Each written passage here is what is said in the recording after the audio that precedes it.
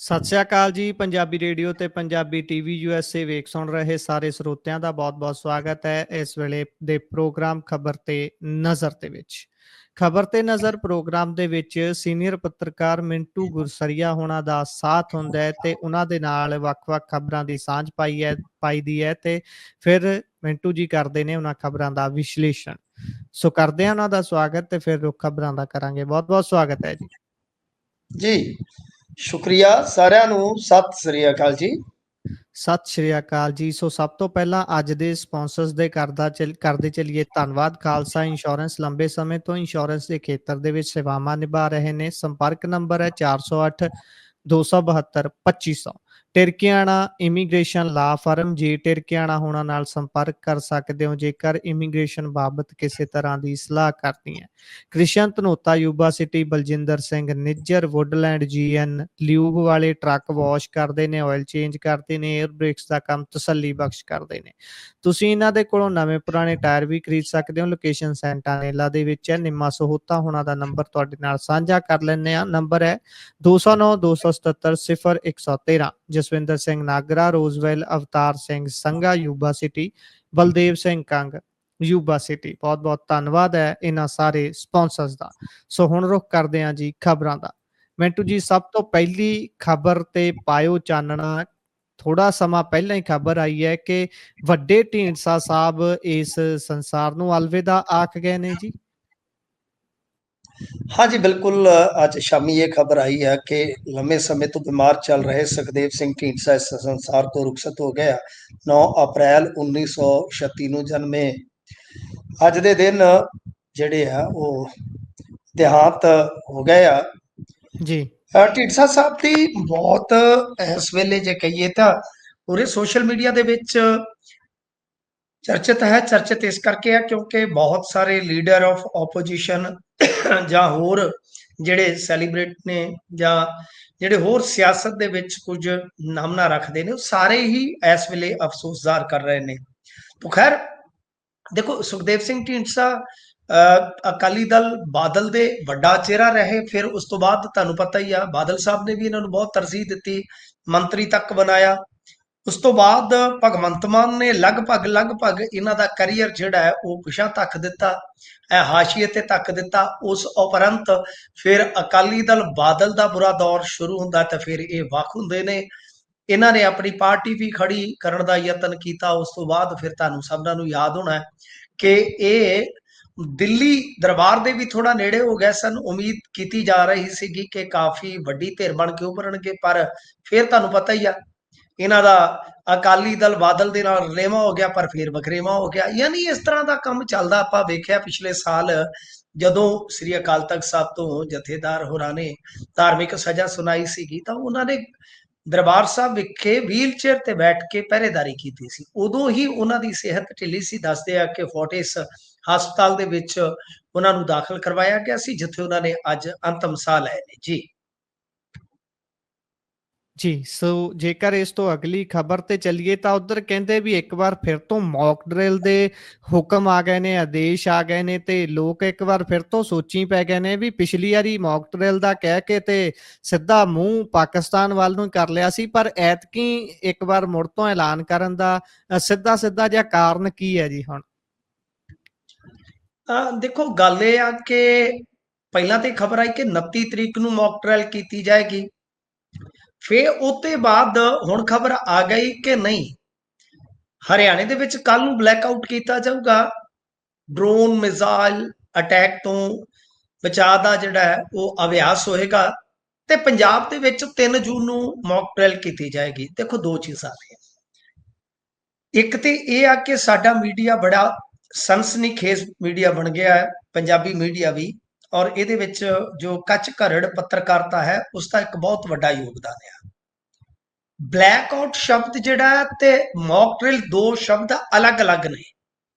Mock drill ਤਾਂ ਵਿਦਿਆਰਥੀਆਂ ਨੂੰ ਵੀ ਕਰਵਾਈ ਜਾਂਦੀ ਹੈ ਅਕਸਰ ਕਿ ਭੁਚਾਲ ਤੋਂ ਕਿਸ ਤਰ੍ਹਾਂ ਬਚਣਾ ਹੈ, ਜਾਂ ਕਹਿ ਲਓ ਕਿ ਕਿਸੇ ਵੀ ਵਿਪਤਾ ਵੇਲੇ, ਅੱਗ ਲੱਗਣ ਵੇਲੇ ਕਿਸ ਤਰ੍ਹਾਂ ਆਪਣਾ ਬਚਾਅ ਕਰਨਾ ਹੈ। ਇਹ ਹੈ ਮੌਕ ਡਰਿਲ। ਬਲੈਕਆਊਟ ਜਿਹੜਾ ਹੁੰਦਾ ਉਹ ਹੁੰਦਾ ਕਿ ਬਈ ਦੀਵੇ ਮੋਮਬੱਤੀਆਂ ਅੰਦਰ ਤੇ ਜਗਾ ਲਓ, ਪਰ ਬਾਹਰੀ ਤੌਰ ਤੇ ਤੁਸੀਂ ਕੋਈ ਬਲਬ ਲਾਈਟ ਜਿਹੜੀ ਆ ਉਹ ਨਹੀਂ ਔਨ ਕਰ ਸਕਦੇ। ਬਲੈਕਆਊਟ ਦਾ ਮਤਲਬ ਇਹ ਹੁੰਦਾ ਹੈ। ਵੈਸੇ ਤੇ ਪੰਜਾਬ ਦੇ ਵਿੱਚ ਮੈਨੂੰ ਲੱਗਦਾ ਕੋਈ ਕੋਨਾ ਕਰਮ ਵਾਲਾ ਹੀ ਬਚਿਆ ਹੁੰਦਾ ਹੈ ਰਾਤ ਨੂੰ, ਜਿੱਥੇ ਇੱਕ ਅੱਧੇ ਘੰਟੇ ਵਾਸਤੇ ਬਲੈਕਆਊਟ ਨਾ ਹੋਵੇ, ਲਾਈਟ ਦਾ ਕੱਟ ਲੱਗ ਹੀ ਜਾਂਦਾ ਹੈ। ਤਾਂ ਮਤਲਬ ਕਿ ਕੋਈ ਇਹ ਵੱਡੀ ਗੱਲ ਨਹੀਂ ਹੁੰਦੀ। ਪਰ ਫਿਲਹਾਲ ਤੁਸੀਂ ਦੇਖੋ ਕਿ ਕਿੰਨੇ ਕਾਲੇ ਆ ਜੀ, ਪੰਜਾਬ 'ਚ ਫੇਰ ਹੋ ਰਿਹਾ ਬਲੈਕਆਊਟ। ਕਿਉਂ ਹੋ ਰਿਹਾ ਜੀ ਬਲੈਕਆਊਟ? ਫਲਾਂ ਟਮਕਾ। ਹਾਲੇ ਤੱਕ ਪੰਜਾਬ ਸਰਕਾਰ ਨੇ ਕੋਈ ਨੋਟੀਫਿਕੇਸ਼ਨ ਹੀ ਨਹੀਂ ਜਾਰੀ ਕੀਤਾ। ਦੂਸਰੀ ਗੱਲ ਕਿ ਇਹ 4 ਸਰਹੱਦੀ ਜ਼ਿਲ੍ਹਿਆਂ ਵਾਸਤੇ ਹੈ, ਯਾਨੀ ਕਸ਼ਮੀਰ, ਪੰਜਾਬ, ਰਾਜਸਥਾਨ ਤੇ ਗੁਜਰਾਤ ਵਾਸਤੇ। ਤੇ ਉਹਨਾਂ ਦੇ ਵਿੱਚ ਵੀ ਕਹਿ ਲਓ ਕਿ ਖਾਸ ਤੌਰ ਤੇ ਜਿਹੜੇ ਆਪਣੇ ਸਰਹੱਦੀ 6 ਜ਼ਿਲ੍ਹੇ ਆ, ਪਠਾਨਕੋਟ ਹੈ, ਗੁਰਦਾਸਪੁਰ, ਅੰਮ੍ਰਿਤਸਰ, ਤਰਨਤਾਰਨ, ਫਿਰੋਜ਼ਪੁਰ, ਫਾਜ਼ਿਲਕਾ, ਇਹਨਾਂ ਜ਼ਿਲ੍ਹਿਆਂ ਵਾਸਤੇ ਆ। ਹੁਣ ਅਜੇ ਕੋਈ ਸਪਸ਼ਟ ਨਹੀਂ ਹੈ ਕਿ ਮੌਕ ਡਰਿਲ ਹੋਏਗੀ ਜਾਂ ਬਲੈਕਆਊਟ ਵੀ ਨਾਲ ਕੀਤਾ ਜਾਏਗਾ। ਪਰ ਹਰਿਆਣੇ 'ਚ ਬਲੈਕਆਊਟ ਕਰਨ ਦਾ ਮਤਲਬ ਇਹ ਆ ਜੇ ਉੱਥੇ ਅਭਿਆਸ ਕਰਵਾਇਆ ਜਾ ਰਿਹਾ, ਤਾਂ ਜੀ ਕੱਲ ਨੂੰ ਸ਼ਾਇਦ ਇਹ ਸਰਕਾਰ ਦੀ ਸੋਚਣੀ ਹੈਗੀ ਆ ਕਿ ਜੇ ਕੋਈ ਵੱਡਾ ਭੇੜ ਹੁੰਦਾ ਹੈ ਤਾਂ ਫਿਰ ਪੰਜਾਬ ਤੋਂ ਅੱਗੇ ਹਰਿਆਣੇ ਤੱਕ ਅਸਰ ਆ ਸਕਦਾ ਹੈ। ਗੁਰਪ੍ਰੀਤ ਜੀ, ਇਹ ਸਾਫ਼ ਸੰਕੇਤ ਨੇ। ਜੀ ਤੇ ਦੂਜੀ ਗੱਲ ਇਹ ਵੀ ਆਪਾਂ ਜੇ ਦੇਖੀਏ ਸਿਆਸੀ ਐਂਗਲ ਤੋਂ, ਕਿ ਜਿਸ ਤਰ੍ਹਾਂ ਸਿੰਦੂਰ ਕਹਿੰਦੇ ਕਿ ਘਰ ਘਰ ਪਹੁੰਚਾਇਆ ਜਾਏਗਾ, ਆਈਪੀਐਲ 'ਚ ਵਿਖਾਇਆ ਜਾਏਗਾ, ਜੀ ਸਿੰਦੂਰ ਟਿਕਟਾਂ ਤੇ ਇਹਨਾਂ ਨੇ ਸਜਾ ਦਿੱਤਾ ਹੈ। ਇਸ ਤੋਂ ਇਲਾਵਾ ਜੇ ਆਪਾਂ ਦੇਖੀਏ ਤਾਂ ਸਿੰਦੂਰ ਬਾਰੇ ਹੁਣ ਭਾਜਪਾ ਨੇ ਇਹ ਪਹਿਲ ਕਦਮੀ ਕੀਤੀ ਆ ਕਿ ਸਿੰਦੂਰ ਆਪਰੇਸ਼ਨ ਦੇ ਮੱਦੇਨਜ਼ਰ ਤੁਹਾਡੇ ਮੈਂਬਰ ਪਾਰਲੀਮੈਂਟ ਜਿਹੜੇ ਆ ਉਹ ਹੁਣ ਯਾਤਰਾ ਕਰਦੇ ਅਸੀਂ ਵੇਖਾਂਗੇ। ਇੱਥੋਂ ਤੱਕ ਕਿ ਮੰਤਰੀ ਯਾਤਰਾ ਕਰਦੇ ਵੇਖਾਂਗੇ। ਹੇਠਾਂ ਜੀ ਯਾਨੀ ਕਸਬੇ ਪੱਧਰ ਤੱਕ ਵੀ ਤੁਹਾਡੀਆਂ ਪ੍ਰੈਸ ਕਾਨਫਰੰਸਾਂ ਹੋਣਗੀਆਂ। ਮਤਲਬ ਕਿ ਟੋਟਲੀ ਜਿੱਦਾਂ ਕਹਿ ਲਓ ਕਿ ਇੱਕ ਰੰਗ ਰੰਗਿਆ ਜਾ ਰਿਹਾ, ਮਾਹੌਲ ਬਣਿਆ ਜਾ ਰਿਹਾ ਨਰਿੰਦਰ ਮੋਦੀ ਜੀ ਦੇ ਹੱਕ ਦੇ ਵਿੱਚ, ਕਿ ਦੁਨੀਆ 'ਚ ਭਾਵੇਂ ਕੁਝ ਵੀ ਹੈ, ਰਫੇਲ ਦਾ ਮਸਲਾ ਛੱਡੋ ਜੀ, ਕੋਈ ਨਾਲ ਖੜਿਆ ਕਿ ਨਹੀਂ ਖੜਿਆ ਛੱਡੋ ਜੀ, ਦਰਿੰਦੇ 26 ਬੰਦਿਆਂ ਨੂੰ ਮਾਰ ਕੇ, ਨਿਰਦੋਸ਼ਾਂ ਨੂੰ ਮਾਰ ਕੇ ਕਿੱਧਰ ਗਏ ਛੱਡੋ ਜੀ, ਜੀ ਯਾਨੀ ਮਤਲਬ ਕਿ ਸਾਡਾ ਕਿੰਨਾ ਨੁਕਸਾਨ ਹੋਇਆ ਛੱਡੋ ਜੀ, ਅਮਰੀਕਾ ਦੀ ਵਿਚੋਲਗੀ ਦਾ ਕੀ ਸਿੱਟਾ ਕੱਢੀਏ ਛੱਡੋ ਜੀ। ਉਹ ਸਾਰੀਆਂ ਹਮ, ਚੀਜ਼ਾਂ ਛੱਡ ਕੇ ਇੱਕੋ ਇੱਕ ਆ ਕਿ ਬਾਈ ਤੁਸੀਂ ਰੰਗ ਦੇਖੋ, ਨਰਿੰਦਰ ਮੋਦੀ ਦਾ ਰੰਗ ਦੇਖੋ ਕਿ ਉਹਨਾਂ ਨੇ ਪਾਕਿਸਤਾਨ ਨੂੰ ਕਿਸ ਤਰ੍ਹਾਂ ਸਬਕ ਸਿਖਾ ਦਿੱਤਾ। ਮਤਲਬ ਕਿ ਇੱਥੇ ਜੇ ਆ ਕੇ ਰਾਜਨੀਤੀ ਖੜਦੀ ਆ। ਤਾਂ ਮੇਰੇ ਖਿਆਲ ਦੇ ਨਾਲ ਮੈਨੂੰ ਨਹੀਂ ਲੱਗਦਾ ਕਿ ਹੁਣ ਇਸ ਕਿਸਮ ਦਾ ਕੋਈ ਅਸਾਰ ਸਾਨੂੰ ਬਣਦਾ ਨਜ਼ਰ ਆ ਰਿਹਾ ਵਾ ਕਿ ਕੋਈ ਬਹੁਤ ਵੱਡਾ ਜੰਗੀ ਭੇੜ ਫੇਰ ਵੇਖਣ ਨੂੰ ਮਿਲੇਗਾ। ਬਸ ਇਹ ਕਿ ਮਾਹੌਲ ਥੋੜਾ ਜਿਹਾ ਗਰਮ ਕੀਤਾ ਜਾ ਰਿਹਾ, ਤੇ ਇਹ ਮਾਹੌਲ ਮੈਨੂੰ ਲੱਗਦਾ ਕਿ ਜਦੋਂ ਤੱਕ ਬਿਹਾਰ ਦੀਆਂ ਵੋਟਾਂ ਨਹੀਂ ਪੈਂਦੀਆਂ ਉਦੋਂ ਤੱਕ ਘੱਟੋ ਘੱਟ ਗਰੰਟੀ ਸ਼ੁਦਾ ਇਸ ਤਰ੍ਹਾਂ ਹੀ ਲੱਗਦਾ ਕਿ ਗਰਮਾਏਗਾ।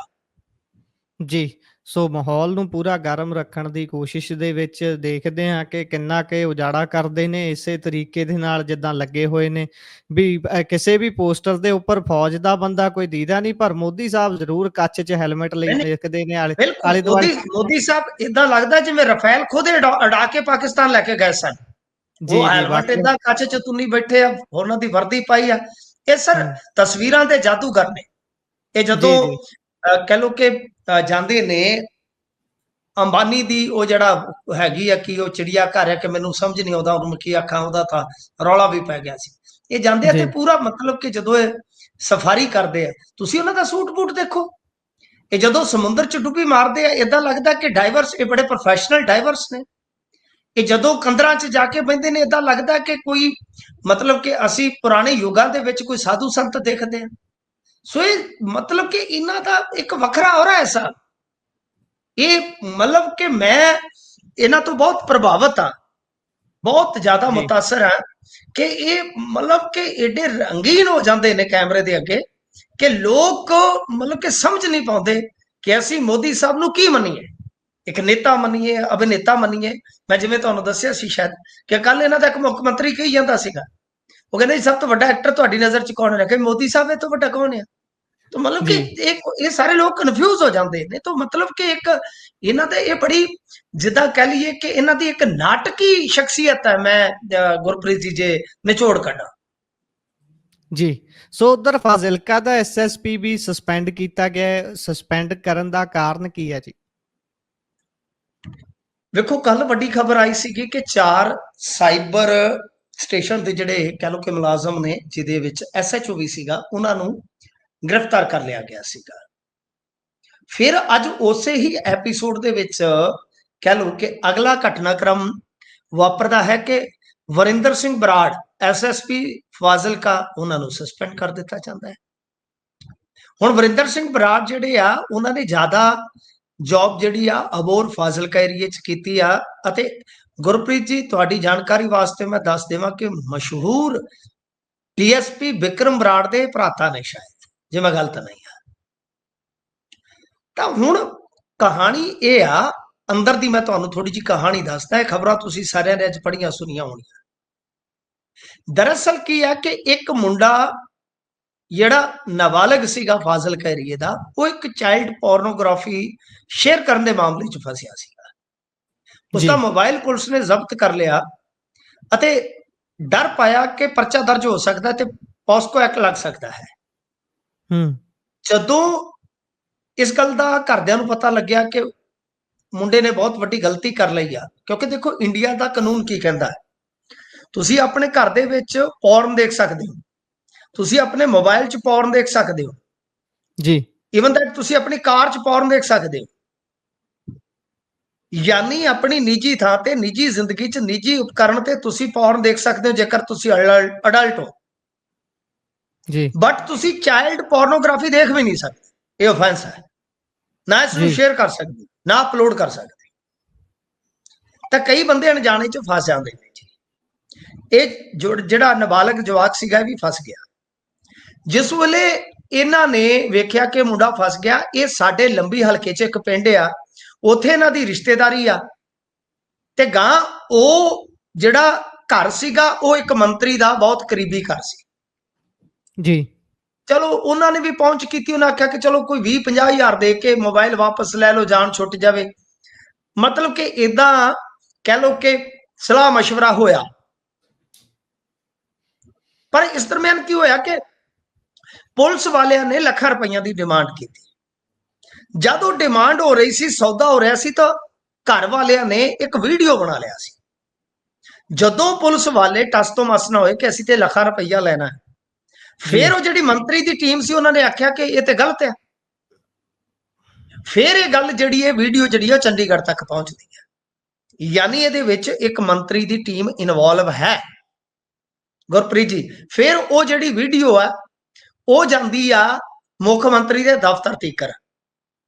ਉਸ ਵੀਡੀਓ ਦੇ ਵਿੱਚ ਅਸਲ 'ਚ ਕੀ ਸੀਗਾ ਕਿ ਜਿਹੜੇ ਪੁਲਿਸ ਵਾਲੇ ਸੌਦਾ ਮਾਰ ਰਹੇ ਸਨ, ਉਹਨਾਂ ਨੇ ਕਿਹਾ ਕਿ ਦੇਖੋ ਪਰਿਵਾਰ ਕਹਿੰਦਾ ਹੀ ਆ ਕਿ ਭਾਈ ਥੋੜਿਆਂ ਨਾਲ ਸਾਰੋ ਯਾਰ, ਲੱਖਾਂ ਰੁਪਈਆ ਅਸੀਂ ਕਿੱਥੋਂ ਲੈ ਕੇ ਆਈਏ। ਤਾਂ ਉਹਨੂੰ ਕਿਹਾ ਕਿ ਭਾਈ ਸਾਡਾ ਤੇ ਸਰ ਜਾਏਗਾ, ਪਰ ਕੀ ਕਰੀਏ। ਉਹ ਕਹਿੰਦੇ ਕਿ ਪੈਸਾ ਉੱਤੋਂ ਤੱਕ ਜਾਣਾ, ਬਸ ਉਹ ਉੱਤੋਂ ਤੱਕ ਵਾਲਾ ਜਿਹੜਾ ਹੈ ਨਾ, ਉਹ ਬਸ ਕਹਿ ਲਓ ਕਿ ਇੱਥੇ ਆ ਕੇ ਕਹਿੰਦੇ ਇੱਥੇ ਆ ਕੇ ਮਾਰ ਖਾ ਗਏ ਨਾ, ਤੂੰ ਕਿੱਥੇ ਆ ਕੇ ਲੁੱਟ ਗਈ ਨਹੀਂ ਜੱਟ ਦੀ ਇਹ ਤਕਦੀਰ। ਤਾਂ ਬਸ ਇੱਥੇ ਆ ਕੇ ਫੁੱਟ ਗਈ ਤਕਦੀਰ। ਤਾਂ ਯਾਨੀ ਬਰਾੜ ਸਾਹਿਬ ਨੂੰ ਉਹ ਉੱਤੋਂ ਵਾਲਾ ਮਸਲਾ ਲੈ ਬੈਠਾ, ਮੈਨੂੰ ਤੇਰਾ ਸ਼ਬਾਬ ਲੈ ਬੈਠਾ। ਇੱਥੇ ਇਹ ਕਹਿ ਲਓ ਕਿ ਵੀਡੀਓ ਦਾ ਹਿਸਾਬ ਕਿਤਾਬ ਲੈ ਬੈਠਾ ਕਿ ਉੱਤੋਂ ਤੱਕ ਹਿਸਾਬ ਕਿਤਾਬ ਜਾਣਾ ਆ। ਤਾਂ ਇਸ ਕਰਕੇ ਇਹ ਜਿਹੜੀ ਹੈ ਨਾ ਸਸਪੈਂਸ਼ਨ ਹੋਈ ਆ। ਅਸਲ ਕਾਰਨ ਇਹਦਾ ਇਹ ਆ, ਉਹਦਾ ਤੁਸੀਂ ਦੇਖਿਆ ਹੋਣਾ ਇਸ ਖਬਰ ਦੇ ਮੁਤਲਕ ਜਿੰਨੇ ਪ੍ਰੈਸ ਨੋਟ ਅੱਜ ਲੱਗੇ ਨੇ, ਛਪੇ ਨੇ, ਉਹ ਸਾਰੇ ਚੰਡੀਗੜ੍ਹ ਤੋਂ ਸਰਕਾਰ ਵੱਲੋਂ ਛਪਾਏ ਗਏ ਨੇ। ਪਰ ਉਹਦੇ ਚ ਤੱਥ ਥੋੜੇ ਜਿਹੇ ਛੁਪਾਏ ਗਏ ਨੇ ਕਿ ਅਸਲ ਦੇ ਵਿੱਚ ਕਿਸ ਤਰ੍ਹਾਂ ਇਹ ਵੀਡੀਓ ਬਣਦੀ ਆ। ਉਹਦੇ ਵਿੱਚ ਜੇ ਤੁਸੀਂ ਦੇਖੋਗੇ ਤਾਂ ਇਹ ਕਾਰਨ ਦੱਸਿਆ ਗਿਆ ਕਿ ਬੱਚੇ ਨੇ ਇੱਕ ਗਲਤ ਵੈਬਸਾਈਟ ਤੇ ਕਲਿੱਕ ਕਰ ਲਿਆ ਸੀਗਾ। ਵੈਬਸਾਈਟ ਤੇ ਕਲਿੱਕ ਕਰਨਾ ਤੇ ਕੋਈ ਆਫੈਂਸ ਹੀ ਨਹੀਂ ਹੈ ਜੀ। ਜਿਹੜੀ ਵੈਬਸਾਈਟ ਹੀ ਗਲਤ ਹੈ ਤਾਂ ਉਹਨੂੰ ਬੈਨ ਕਰਨਾ ਜਾਂ ਉਹਨੂੰ ਇੱਥੇ ਕਹਿ ਲਓ ਕਿ ਬਲੌਕ ਕਰਨਾ ਉਹ ਸਰਕਾਰ ਦੀ ਜ਼ਿੰਮੇਵਾਰੀ ਬਣਦੀ ਹੈ ਸਾਹਿਬ। ਸੋ ਉਹ ਚਾਈਲਡ ਪੋਰਨੋਗ੍ਰਾਫੀ ਦਾ ਮਸਲਾ ਸੀਗਾ, ਉਹ ਤੱਥ ਜਿਹੜਾ ਥੋੜਾ ਛੁਪਾਇਆ ਜਾ ਰਿਹਾ ਜੀ। ਜੀ, ਸੋ ਜੇਕਰ ਆਪਾਂ ਅਗਲੀ ਖਬਰ ਦੇ ਵੱਲ ਚੱਲੀਏ ਤਾਂ ਭਾਜਪਾ ਦੇ ਬੰਦੇ ਨੇ ਦਿੱਤੀ ਜ਼ਮਾਨਤ ਤੇ ਆਪ 'ਚ ਉਬਾਲ। ਦੇਖੋ ਗੱਲ ਇਹ ਆ ਕਿ ਅੱਜ ਕੱਲ ਇੱਕ ਮੁਹਿੰਮ ਚੱਲ ਰਹੀ ਆ, ਉਹਦੇ ਵਿੱਚ ਕਹਿ ਲਓ ਗੁਰਪ੍ਰੀਤ ਜੀ ਕਿਤੇ ਨਾ ਕਿਤੇ ਨਾ ਸੋਸ਼ਲੀ ਪੱਖ ਵੀ ਆ ਕਿ ਇਹਨਾਂ ਬੰਦਿਆਂ ਦਾ ਬਾਈਕਾਟ ਹੋਣਾ ਚਾਹੀਦਾ ਜਿਹੜੇ ਵੇਚਦੇ ਕਰਦੇ ਆ ਜੀ। ਹੁਣ ਜਦੋਂ ਇਸ ਤਰ੍ਹਾਂ ਦਾ ਮਾਹੌਲ ਹੋਵੇ ਨਸ਼ੇ ਦੇ ਵਿਰੁੱਧ, ਕਿਤੇ ਨਾ ਕਿਤੇ ਕਹਿ ਲਈਏ ਮਾਹੌਲ ਤੇ ਬਣਿਆ ਹੀ ਹੈ ਨਾ, ਚਾਹੇ ਜੋ ਮਰਜ਼ੀ ਆ। ਇਸੇ ਦਰਮਿਆਨ ਆਮ ਆਦਮੀ ਪਾਰਟੀ ਦੇ ਜਿਹੜੇ ਤੁਹਾਨੂੰ ਪਤਾ ਤੇਜ਼ ਤਰਾਰ ਜਿਹੜੇ ਇਹਨਾਂ ਦੇ ਮੈਂਬਰ ਪਾਰਲੀਮੈਂਟ ਆ ਕੰਗ ਸਾਹਿਬ, ਤੇ ਉਹ ਬੜੇ ਮੁੱਦੇ ਵੀ ਚੁੱਕਦੇ ਮੈਂਬਰ ਪਾਰਲੀਮੈਂਟ ਦੇ ਤੌਰ ਤੇ, ਤੁਹਾਨੂੰ ਪਤਾ ਹੀ ਆ। ਇਹਨਾਂ ਦੇ ਵਿੱਚੋਂ ਬਹੁਤ ਮੁਖਰ ਆਵਾਜ਼ ਹੈ, ਬੜੀ ਬੁਲੰਦ ਆਵਾਜ਼ ਹੈ, ਇਹਦੇ 'ਚ ਕੋਈ ਸ਼ੱਕ ਨਹੀਂ ਹੈ। ਤਾਂ ਉਹਨਾਂ ਨੇ ਪੀਸੀ ਵੀ ਕੀਤੀ ਹੈ ਇਸ ਬਾਬਤ ਕਿ ਆਹ ਦੇਖ ਲਓ ਜੀ ਇਹ ਭਾਜਪਾ ਵਾਲੇ ਕੀ ਕਰ ਰਹੇ ਆ।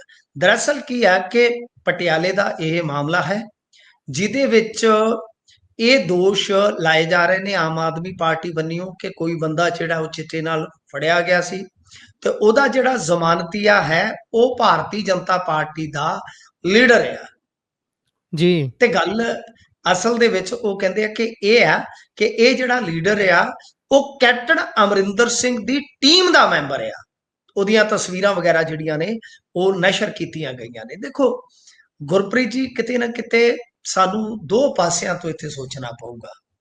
ਇੱਕ ਤੇ ਜੀ ਇਹ ਆ ਕਿ ਜੇ ਅਸੀਂ ਕਹਿੰਦੇ ਆ ਕਿ ਭਾਈ ਛੋਟੀਆਂ ਮੱਛੀਆਂ ਜਾਂ ਜਿਹੜੇ ਖਾਣ ਪੀਣ ਵਾਲੇ ਆ ਉਹਨਾਂ ਤੇ ਸਾਨੂੰ ਥੋੜੀ ਜਿਹੀ ਢਿੱਲ ਕਰਨੀ ਪਊਗੀ, ਤਾਂ ਫਿਰ ਮੰਨ ਲਓ 5-7 ਗ੍ਰਾਮ ਵਾਲਾ ਉਹਨੂੰ ਆਪਾਂ ਕੀ ਸਾਰੀ ਜ਼ਿੰਦਗੀ ਜੇਲ੍ਹ 'ਚ ਉੱਥੇ ਸੜਦਾ ਰਹਿਣ ਦਈਏ, ਜਾਂ 5-7 ਸਾਲ ਮੈਕਸਿਮਮ ਜਿੰਨੀ ਸਜ਼ਾ ਹੈ ਉਦੋਂ ਤੱਕ ਉਹਨੂੰ ਉੱਥੇ ਰਹਿਣ ਦਈਏ।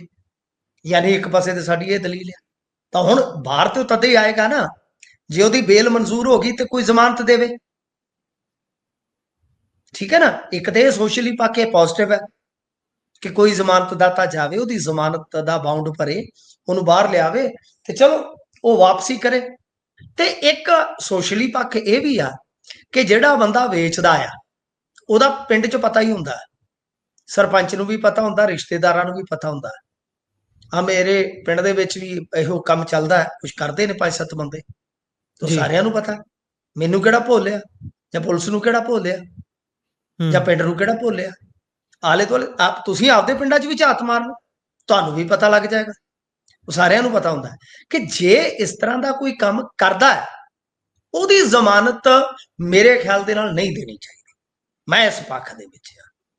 ਹੁਣ ਇਹ ਬੰਦਾ ਮਤਲਬ ਕਿ ਕੀ ਖਾਂਦਾ ਪੀਂਦਾ ਹੀ ਸੀ ਇਕੱਲਾ ਜਾਂ ਵੇਚਦਾ ਕਰਦਾ ਸੀ, ਇਹ ਮੈਂ ਨਹੀਂ ਕਹਿ ਸਕਦਾ, ਪਰ ਇਹਦੇ ਤੇ ਰਾਜਨੀਤੀ ਜਿਹੜੀ ਆ ਉਹ ਪੂਰੀ ਗਰਮਾਈ ਹੋਈ ਆ। ਤਾਂ ਪਰ ਇਹ ਆਪਾਂ ਵਿਵੇਕ ਤੇ ਹੀ ਛੱਡ ਦਈਏ ਕਿ ਭਾਈ ਜੇ ਕੋਈ ਮੋਤਬਾਰ ਆ, ਜੇ ਕੋਈ ਲੀਡਰ ਆ, ਤਾਂ ਇਹ ਉਹਦੇ ਵਿਵੇਕ ਤੇ ਛੱਡ ਦਈਏ, ਉਹਦੇ ਈਮਾਨ ਤੇ ਛੱਡ ਦਈਏ, ਜ਼ਮੀਰ ਤੇ ਛੱਡ ਦਈਏ ਕਿ ਉਹ ਕਿਸੇ ਪੈਡਲਰ ਦੇ ਪਿੱਛੇ ਨਾ ਜਾਵੇ। ਹਾਂ, ਜੀ ਜੇ ਜ਼ਮਾਨਤ ਦੇਣੀ ਵੀ ਆ, ਕੋਈ ਵੇਚਦਾ ਮਾੜਾ ਮੋਟਾ ਕਰਦਾ ਹੈ, ਤਾਂ ਉਹਦੇ ਤੋਂ ਪਹਿਲਾਂ ਸਹੁੰ ਚੁਕਾਵੇ ਜਾਂ ਹਲਫੀਆ ਬਿਆਨ ਲਵੇ ਕਿ ਬਾਹਰ ਆ ਕੇ ਤੂੰ ਅਜਿਹਾ ਨਹੀਂ ਕਰੇਗਾ। ਉਹਨਾਂ ਨੂੰ ਵੀ ਜੀ ਮੇਰੇ ਜੀ ਖਿਆਲ ਦੇ ਨਾਲ ਛੋਟੇ ਮੋਟੇ ਪੈਡਲਰ ਹੈ, ਮੌਕਾ ਤਾਂ ਦੇਣਾ ਚਾਹੀਦਾ ਹੈ ਨਾ। ਸੋ ਇਹ ਚੀਜ਼ਾਂ ਨੇ, ਮੇਰਾ ਮੰਨਣਾ ਇਹੋ ਆ ਕਿ ਯਕਦਮ ਨਾ ਤੇ ਸਾਰਿਆਂ ਦਾ ਬਾਈਕਾਟ ਕੀਤਾ ਜਾ ਸਕਦਾ, ਕਿਉਂਕਿ ਕੁਝ ਬੰਦੇ ਆਪਾਂ ਨੂੰ ਕੱਢਣੇ ਵੀ ਪੈਣਗੇ ਜਿਨ੍ਹਾਂ ਨੂੰ ਵਾਪਸੀ ਕਰਨੀ ਹੈ। ਕੋਈ 2-4 ਗ੍ਰਾਮ ਵਾਸਤੇ ਗਿਆ, ਅੰਦਰ ਗਿਆ, ਉਹ ਆਉਣਾ ਤਾਂ ਬੇਲ ਬਾਉਂਡ ਦੇ ਨਾਲ ਹੀ ਆ ਨਾ ਬਾਹਰ, ਤਾਂ ਕੋਈ ਨਾ ਕੋਈ ਜੀ ਜ਼ਮਾਨਤ ਤੇ ਦੇਵੇਗਾ, ਕੋਈ ਨਾ ਕੋਈ ਸ਼ਨਾਖਤ ਤੇ ਦੇਵੇਗਾ। ਸੋ ਇਸ ਵਾਸਤੇ ਮੇਰੇ ਖਿਆਲ ਦੇ ਨਾਲ ਇਹ ਕਾਫੀ ਚਰਚਾ ਦਾ ਵਿਸ਼ਾ ਹੈ।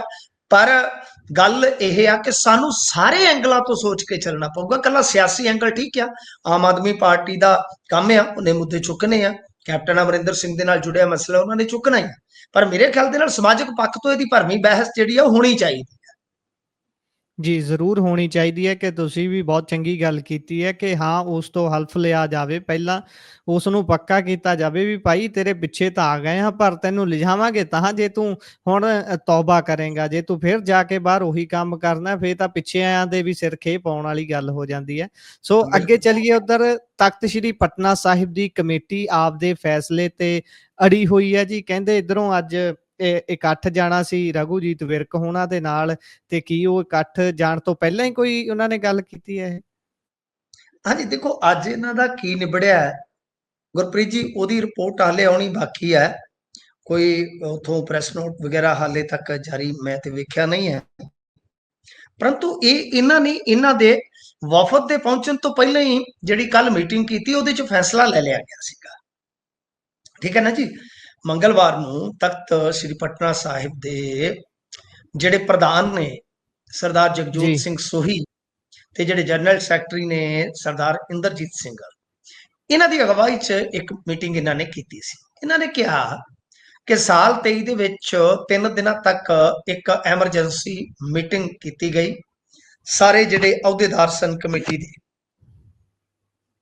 ਤਾਂ ਇਹਨਾਂ ਵੰਨਿਓ ਮਤਲਬ ਕਿ ਜਿਹੜੇ ਮੈਂਬਰਾਂ ਸੀਗੇ, ਜੀ ਸਹਿਮਤੀ ਨਾਲ ਸਾਬਕਾ ਜਥੇਦਾਰ ਰਣਜੀਤ ਸਿੰਘ ਗੌਰੇ ਮਸਕੀਨ, ਉਹਨਾਂ ਨੂੰ ਸੇਵਾ ਤੋਂ ਬਰਖਾਸਤ ਕੀਤਾ ਗਿਆ ਸੀ। ਅੱਛਾ, ਇਹ ਗੌਰੇ ਮਸਕੀਨ ਉਹੀ ਹੈ ਨਾ, ਤੁਹਾਨੂੰ ਯਾਦ ਹੋਣਾ, ਜਿਨ੍ਹਾਂ ਦਾ ਰੌਲਾ ਪਿਆ ਸੀ ਕਰਤਾਰਪੁਰ ਵਾਲੇ ਡਾਕਟਰ ਸਮਰੇ ਦੇ ਨਾਲ। ਜੀ ਸਮਰੇ ਨੇ ਕਿਹਾ ਸੀਗਾ ਕਿ ਮੈਂ ਕੁਝ ਬੇਸ਼ਕੀਮਤੀ ਸਮਾਨ ਦਿੱਤਾ, ਉਹਦੇ 'ਚ ਹੇਰ ਫੇਰ ਹੋ ਗਿਆ। ਯਾਦ ਹੋਣਾ ਤੁਹਾਨੂੰ ਸਾਰਾ ਐਪੀਸੋਡ। ਜੀ ਜੀ ਉਸ ਤੋਂ ਬਾਅਦ ਦੀਆਂ ਇਹ ਗੱਲਾਂ ਨੇ। ਤਾਂ ਖੈਰ ਚਲੋ, ਉਹਦੇ ਵਿੱਚ ਕੀ ਹੋਇਆ ਸੀਗਾ ਕਿ ਇਹਨਾਂ ਨੂੰ ਤਨਖਾਹੀਆ ਕਰਾਰ ਦੇ ਦਿੱਤਾ ਗਿਆ, ਬਰਖਾਸਤ ਕਰ ਦਿੱਤੀਆਂ ਗਈਆਂ ਇਹਨਾਂ ਦੀਆਂ ਸੇਵਾਵਾਂ, ਸਮਰਾ ਨੂੰ ਵੀ ਸਜ਼ਾ ਦੇ ਦਿੱਤੀ ਗਈ ਸੀ ਸ਼ਾਇਦ, ਯਾਨੀ ਦੋਨੇ ਹੀ ਗੁਨਾਹਗਾਰ ਕੱਢ ਦਿੱਤੇ। ਖੈਰ ਗੱਲ ਇਹ ਆ ਕਿ ਇਹ ਕਹਿੰਦੇ ਆ ਕਿ ਇਹਨਾਂ ਨੂੰ ਸੇਵਾ ਤੋਂ ਬਰਖਾਸਤ ਕੀਤਾ ਗਿਆ। ਬਰਖਾਸਤ ਤੋਂ ਫਿਰ ਬਹਾਲ ਦਾ ਸਵਾਲ ਹੀ ਨਹੀਂ ਪੈਦਾ ਹੁੰਦਾ, ਕਿਉਂਕਿ ਬੀਤੇ ਦਿਨ ਹੀ ਤੁਹਾਨੂੰ ਯਾਦ ਹੋਣਾ ਨਾ, ਜਦੋਂ ਰਣਜੀਤ ਸਿੰਘ ਢੱਡਰੀਆਂ ਵਾਲੇ ਨੂੰ ਮੁਕਤ ਕੀਤਾ ਗਿਆ ਸ਼੍ਰੀ ਅਕਾਲ ਤਖਤ ਸਾਹਿਬ ਤੋਂ, ਤਾਂ ਜੀ ਉਸ ਵੇਲੇ ਰਣਜੀਤ ਸਿੰਘ ਗੌਹਰੇ ਮਸਕੀਨ ਨੂੰ ਵੀ ਮੁਕਤ ਕਰ ਦਿੱਤਾ ਗਿਆ ਸੀਗਾ, ਯਾਦ ਹੋਣਾ, ਉਹਨਾਂ ਨੂੰ ਵੀ ਬਹਾਲ ਕਰਨ ਦਾ ਜਿਹੜਾ ਹੈ ਨਾ ਫਰਮਾਨ ਹੋਇਆ। ਤਾਂ ਇਹ ਕਹਿੰਦੇ ਕਿ ਫਿਰ ਸਵਾਲ ਹੀ ਨਹੀਂ ਪੈਦਾ ਹੁੰਦਾ। ਇਹ ਕਹਿੰਦੇ ਕਿ ਦੇਖੋ 22 ਦੇ ਵਿੱਚ 10 ਦਸੰਬਰ ਨੂੰ ਅਕਾਲ ਤਖਤ ਦੇ ਹੁਕਮ ਤੇ ਹੀ ਤਾਂ ਕਮੇਟੀ ਨੇ ਸਾਬਕਾ ਜਥੇਦਾਰ ਰਣਜੀਤ ਸਿੰਘ ਨੂੰ ਸੇਵਾ ਮੁਕਤ ਕੀਤਾ ਸੀ। 2 ਸਾਲਾਂ ਜੀ ਬਾਅਦ ਫਿਰ ਤੋਂ ਅਕਾਲ ਤਖਤ ਸਾਹਿਬ ਦੇ ਜਥੇਦਾਰ ਨੇ ਨਵਾਂ ਪੱਤਰ ਜਾਰੀ ਕਰ ਦਿੱਤਾ, ਜਿਹਦੇ ਨਾਲ ਬੇਵਜ੍ਹਾ ਵਿਵਾਦ ਖੜਾ ਹੋ ਗਿਆ। ਪ੍ਰਧਾਨ ਨੇ ਦੱਸਿਆ, ਹੁਣ ਪ੍ਰਧਾਨ ਇੱਥੇ ਕੀ ਕਰ ਰਿਹਾ, ਇਹ ਗੱਲ ਨੂੰ ਨੋਟ ਕਰਿਓ, ਨੋਟ ਡਾਊਨ ਕਰ ਲਿਓ। ਉਹ ਕਹਿੰਦੇ ਆ ਕਿ ਇਹ ਪਹਿਲਾ ਫੈਸਲਾ ਹੋਏਗਾ ਜਿਹਦੇ ਵਿੱਚ ਪੰਥ ਤੋਂ ਛੇਕੇ ਗਏ ਵਿਅਕਤੀ ਨੂੰ ਸੇਵਾ ਦਾ ਹੁਕਮ ਦਿੱਤਾ ਗਿਆ ਹੈ। ਜੀ ਨਾਲ ਉਹ ਕਹਿੰਦੇ ਆ, ਐਡ ਕਰਦੇ ਆ ਕਿ ਜਥੇਦਾਰ ਜਾਂ ਮੁੱਖ ਗ੍ਰੰਥੀ ਤਖਤ ਸਾਹਿਬ ਦਾ ਵੇਤਨ ਭੋਗੀ ਕਰਮਚਾਰੀ ਹੈ।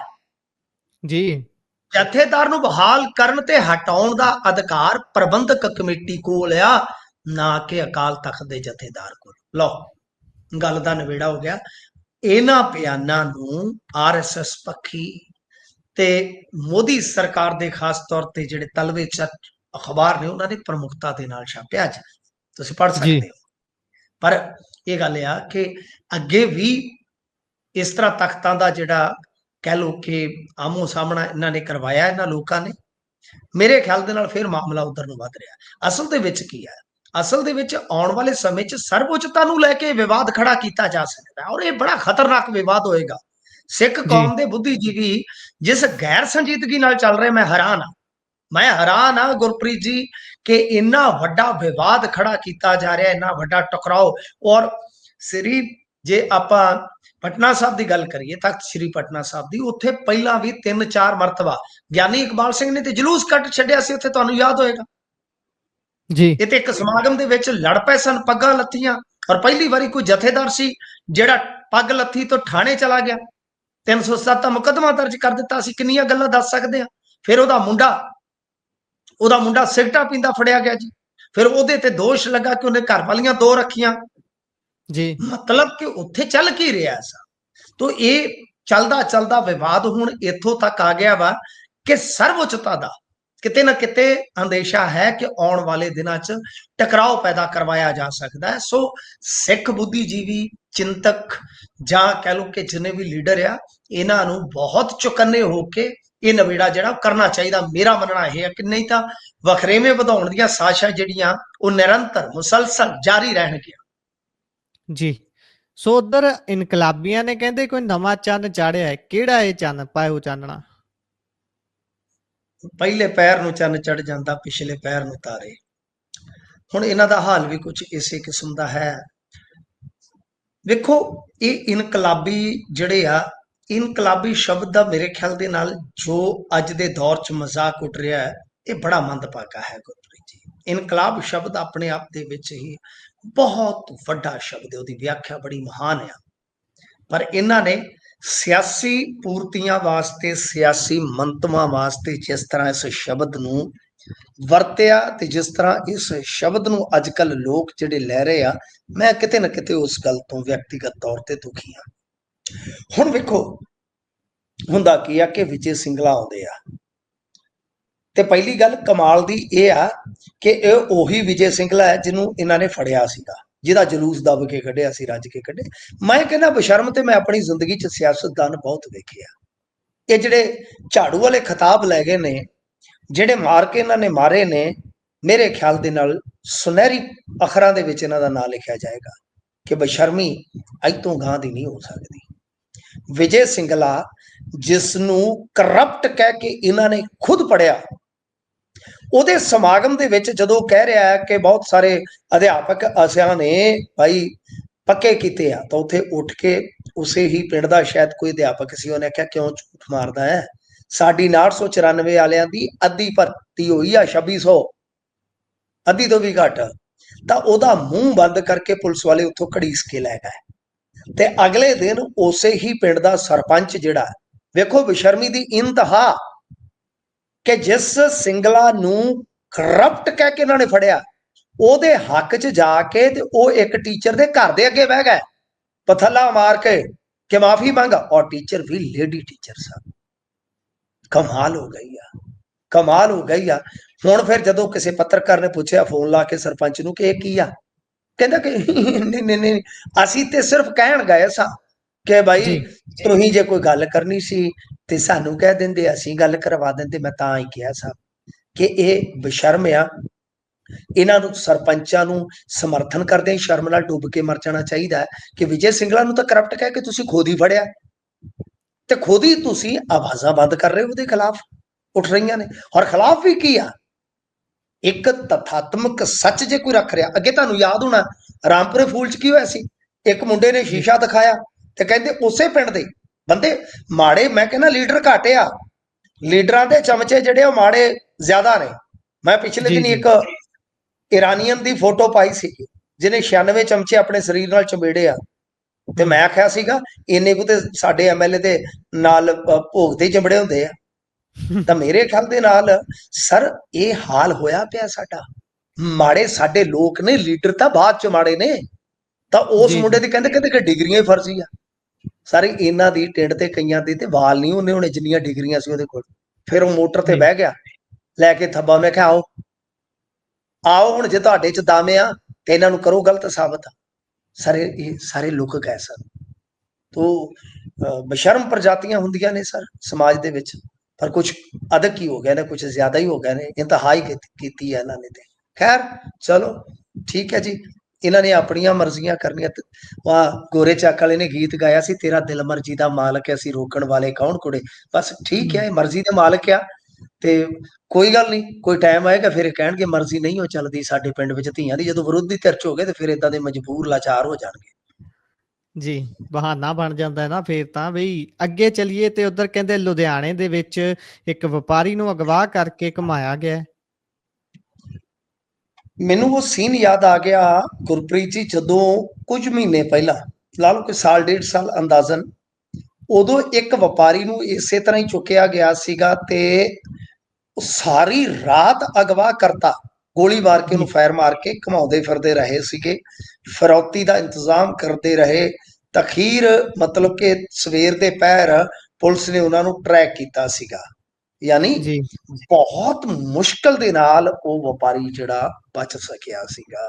ਤਾਂ ਗੱਲ ਗੁਰਪ੍ਰੀਤ ਜੀ ਇਹ ਹੈ ਕਿ ਲੁਧਿਆਣਾ ਸ਼ਹਿਰ ਜਿਹੜਾ ਹੈ ਨਾ, ਉਹ ਆਪਾਂ ਜਿਵੇਂ ਕਹਿੰਦੇ ਆ ਨਾ ਮੈਨਚੈਸਟਰ ਆਫ ਪੰਜਾਬ, ਇਸ ਵੇਲੇ ਕਿਤੇ ਨਾ ਕਿਤੇ ਕਹਿ ਲਓ ਕਿ ਚੋਰਾਂ ਦਾ, ਝਪਟ ਮਾਰਾਂ ਦਾ ਤੇ ਇਸ ਤਰ੍ਹਾਂ ਅਗਵਾ ਕਰਤਾਂ ਦਾ ਇਹ ਵਾਕਿਆ ਕਹਿ ਲਓ ਕਿ ਇੱਕ ਹੱਬ ਬਣ ਗਿਆ ਸੀ। ਜੀ ਇਹ ਜੀ ਮੁੱਦਾ ਹੈ ਜਲੰਧਰ। ਜੇ ਤੁਸੀਂ ਸੌਰੀ ਲੁਧਿਆਣਾ ਜ਼ਿਮਨੀ ਚੋਣ ਕਵਰ ਕਰੋਗੇ ਨਾ, ਤੁਸੀਂ ਜਾ ਜੀ ਕੇ ਦੇਖਿਓ ਕਿ ਵਪਾਰੀਆਂ ਦਾ ਇਹ ਮੁੱਦਾ ਹੈ ਕਿ ਸ਼ਾਮ ਤੋਂ ਬਾਅਦ ਰਾਜ ਜਿਹੜਾ ਹੈ ਉਹ ਲੁਟੇਰਿਆਂ ਦਾ ਹੈ, ਉਸ ਨੂੰ ਬੰਦ ਕਰੋ। ਇਹ ਬਹੁਤ ਵੱਡਾ ਮੁੱਦਾ ਹੈ। ਤਾਂ ਖੈਰ ਇਹ ਜਿਹੜਾ ਸਾਈਕਲ ਪਾਰਟਸ ਕਾਰੋਬਾਰੀ ਸੀਗਾ, ਦੋ ਲਟੇਰਿਆਂ ਨੇ ਇਹਨੂੰ ਅਗਵਾ ਕੀਤਾ ਤੇ ਲਗਭਗ ਦੱਸਦੇ ਕਿ ਕਰੀਬ ਸਵਾ ਘੰਟੇ ਤੱਕ ਸਵਿਫਟ ਕਾਰ ਦੇ ਵਿੱਚ ਘੁਮਾਇਆ।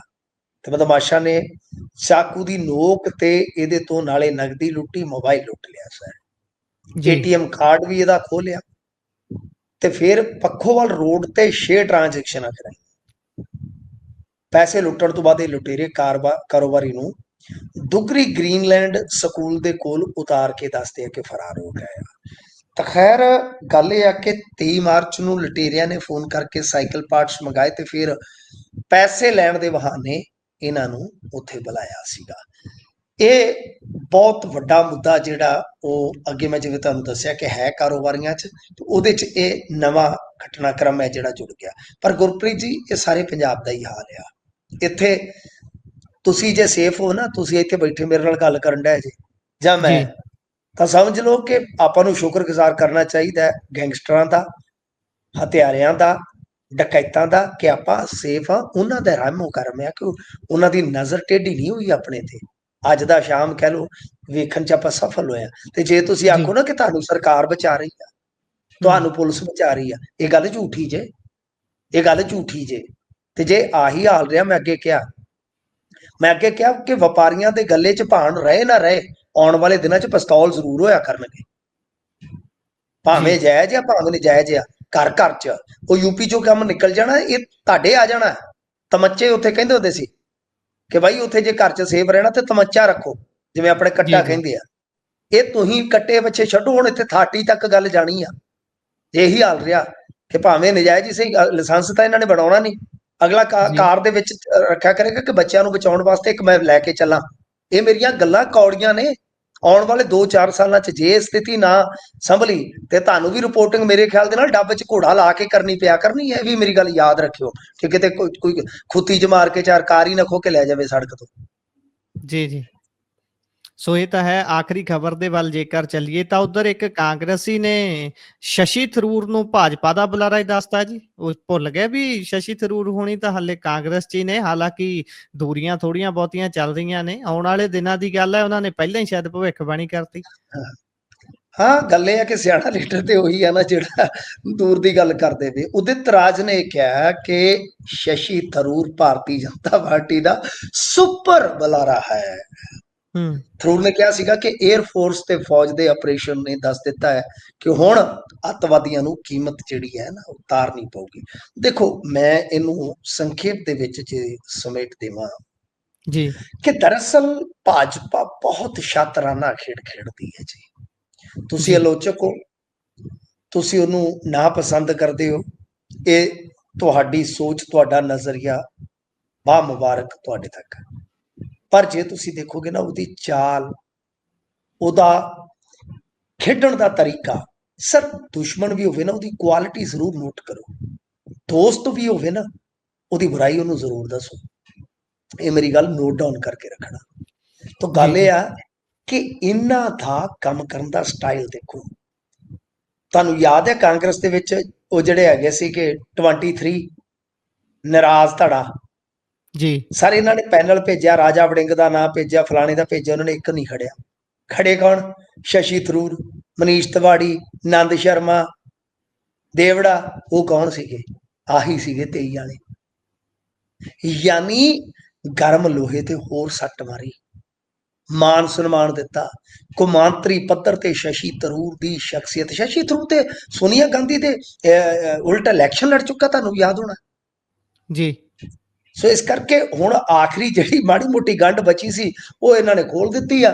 ਤਾਂ ਭਾਜਪਾ ਵਾਲਿਆਂ ਨੇ ਇਹਨਾਂ ਦੇ ਵਿੱਚ ਫੁੱਟ ਪਾਉਣ ਵਾਸਤੇ, ਹਿਲਜੁਲ ਪੈਦਾ ਕਰਨ ਵਾਸਤੇ ਹੀ ਇਹਨਾਂ ਨੂੰ ਮਾਨ ਸਨਮਾਨ ਬਖਸ਼ਿਆ ਸੀ। ਉਹਨਾਂ ਦਾ ਤੀਰ ਮੇਰੇ ਖਿਆਲ ਦੇ ਨਾਲ ਐਨ ਟਿਕਾਣੇ ਲੱਗ ਗਿਆ। ਮੇਰੀ ਵੀ ਗੱਲ ਮੈਨੂੰ ਲੱਗਦਾ ਐਨ ਟਿਕਾਣੇ ਲੱਗੀ ਹੋਣੀ ਆ, ਤੁਹਾਨੂੰ ਸਮਝ ਆ ਗਈ ਹੋਣੀ ਆ ਕਿ ਉਹ ਗੇਮ ਕਿਹੜੀ ਪਿੱਚ ਤੇ ਖੇਡਦੇ ਨੇ ਜੀ।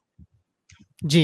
ਸੋ ਇਸੇ ਦੇ ਨਾਲ ਖਬਰਾਂ ਦਾ ਸਮਾਂ ਇੱਥੇ ਸਮਾਪਤ ਹੁੰਦਾ ਹੈ। ਸੋ ਮਿੰਟੂ ਜੀ, ਤੁਸੀਂ ਜੁੜੇ ਜਾਣਕਾਰੀਆਂ ਸਾਂਝੀਆਂ ਕੀਤੀਆਂ, ਬਹੁਤ ਬਹੁਤ ਧੰਨਵਾਦ ਜੀ। ਸਤਿ ਸ਼੍ਰੀ ਅਕਾਲ। ਧੰਨਵਾਦ ਜੀ, ਸਤਿ ਸ੍ਰੀ ਅਕਾਲ। ਸੋ ਇਹ ਸਨ ਸਾਡੇ ਨਾਲ ਮਿੰਟੂ ਗੁਰਸਰੀਆ ਜੀ। ਵੱਖ-ਵੱਖ ਖਬਰਾਂ ਤੇ ਪਾਈ ਹੈ ਤੁਹਾਡੇ ਨਾਲ ਸਾਂਝ। ਕਿਵੇਂ ਲੱਗਿਆ ਤੁਹਾਨੂੰ ਪ੍ਰੋਗਰਾਮ? ਤੁਸੀਂ ਆਪਣੇ ਵਿਚਾਰ, ਰਾਏ, ਟਿੱਪਣੀਆਂ ਸਾਡੇ ਨਾਲ ਸਾਂਝਾ ਕਰ ਸਕਦੇ ਹੋ। ਜੁੜੇ ਰਹੋ ਪੰਜਾਬੀ ਰੇਡੀਓ ਤੇ ਪੰਜਾਬੀ ਟੀਵੀ USA ਦੇ ਨਾਲ। ਪ੍ਰੋਗਰਾਮਾਂ ਦੀ ਲਗਾਤਾਰਤਾ ਇਸੇ ਤਰ੍ਹਾਂ ਬਰਕਰਾਰ ਰਹੇਗੀ। ਦਿਓ ਇਜਾਜ਼ਤ। ਧੰਨਵਾਦ। ਸਤਿ ਸ਼੍ਰੀ ਅਕਾਲ।